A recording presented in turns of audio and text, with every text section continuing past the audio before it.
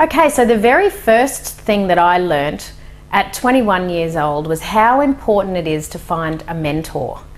And you know, there's a difference in different education levels. When we all started at school, then we would have teachers' aides, and a teacher aide simply just is somebody who enjoys being around the kids and helping out and being able to troubleshoot for the teacher. They didn't need to go and get the university education to be an aide.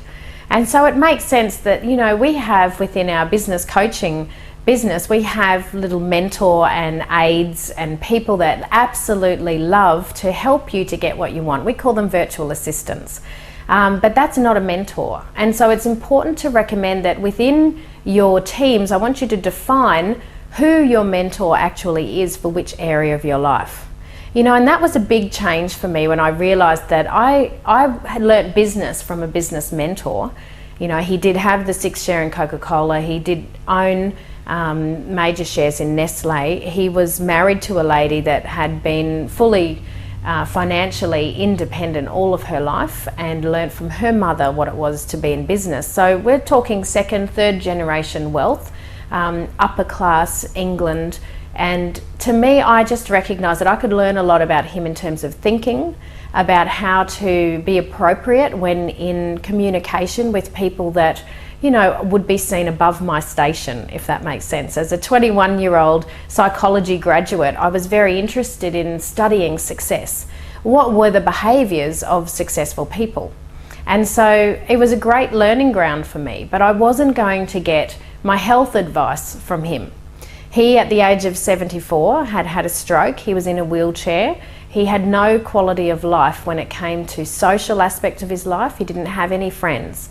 And so, you know, that was sad. For me, I realised that at 74 years old, I didn't want to have to be paying somebody to come in and talk to me on a daily basis. I wanted to be able to have a social network of people that I had sewn into and create a community that was, you know, able to help each other in tough times.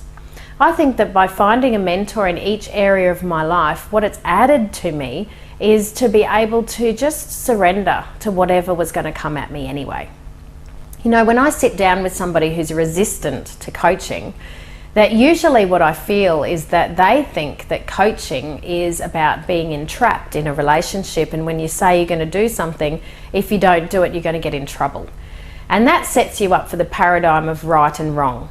And, you know, we simply just don't even believe in right and wrong at Leisure Seekers. There's no such thing. There's what works and there's what doesn't work, and we're all heading towards the same goal, which is wisdom. And wisdom is when you experience no psychological stress in business at all, in relationships at all, in your marriage at all, within your health and fitness at all. So you imagine living a life that's free of fear, full of joy, full of empowerment all of the time. And there aren't too many people that we meet, no matter where they are in what station of life, that can say that they are fully empowered in all of the 7 areas of their life. And so that's what we've set about to be able to help create. And it's been really exciting for me to be able to work with some of the top mentors around the world. And I guess what I've found for myself is there's 4 key attributes if you're to be teachable. Is the first one, to work with a mentor. Okay, so I want you to think about for yourself, how teachable are you?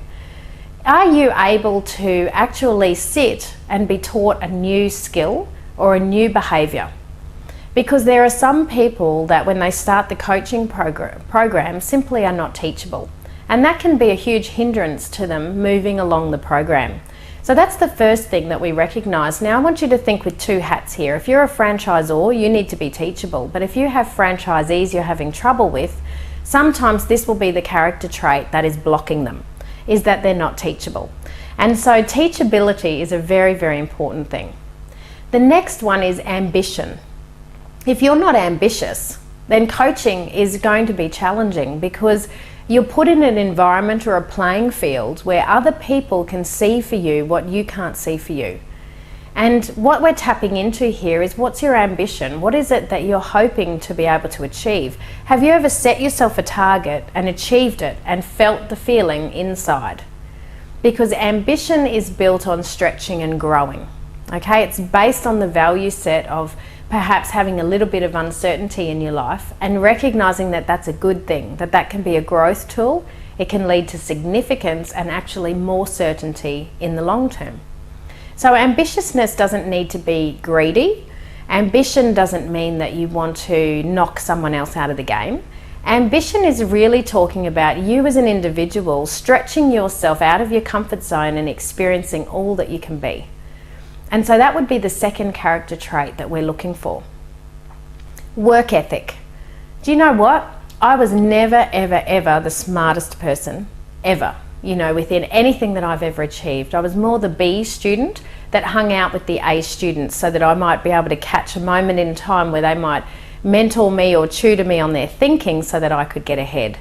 And I've found that, the resilience that has built for me has been massive. And so, I really want to understand work ethic more and learning how to be a hard worker. I mean, hard work to me has been the easiest ingredient of these 4 values, because I can outwork anybody. And that just means that I just get better results because I do the numbers. And so if that means calling, a customer that I have been wanting to work with or I've wanted to align with, 8, 9, 10, 11 rejections, it doesn't bother me, because I see that the work ethic that it requires to play at the level that I want to play is going to mean that these people have a very, very challenging schedule and their time is very, very precious. And who am I to them? I'm no one to them. So it's going to take a huge amount of work ethic to be able to get in their space, to be able to understand who my target market are, think like they think, and be able to align to their problems. Because if I can solve a problem for them, then I'm going to be of value. And so for me, it's about opening up and saying, tell me all your problems. What are your problems? Let me come in and add some value. And that's certainly how we started working with, one of BRW's fastest growing franchisors. And they still will laugh today and say that I was the most persistent person that they'd ever come across. And so who else were they going to get in and do their sales training?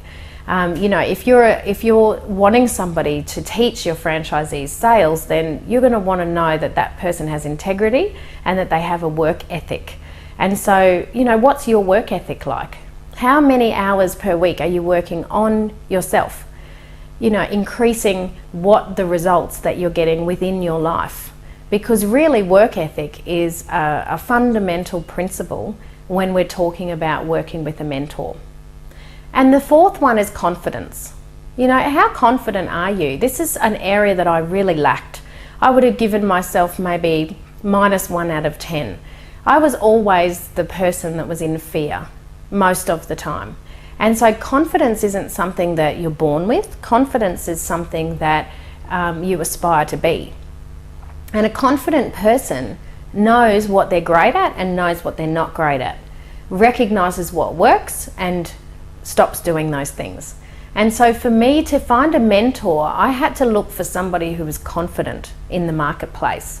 And all of the people that I have worked with tend to be 10, 15, 20 years my senior, because I offer a lot of resistance when I'm in a teachable space. And resistance is how I learn.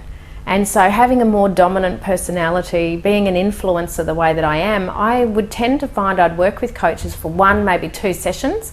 I'd milk them of all the value that I could get, and then there was nothing else. And those people were quite intimidated working with me for long periods of time. And so what I recognised was, because my mentor was 74 when I was 21, he'd done a great job. He taught me how to think. He taught me how to recognise what I wanted for myself, to be able to get absolute clarity on the type of person I wanted to become. And I had travelled to over 36 countries by the time I was 23 years old. So not only did I know what I wanted, I also had a pretty good understanding of what women across the planet wanted. And they tended to be quite the same. We just want everything. And so if you recognise that you can become a confident person by actually doing more confident things, then you will have confidence. So being confident is something that I work on every single day. And confidence comes from producing a result.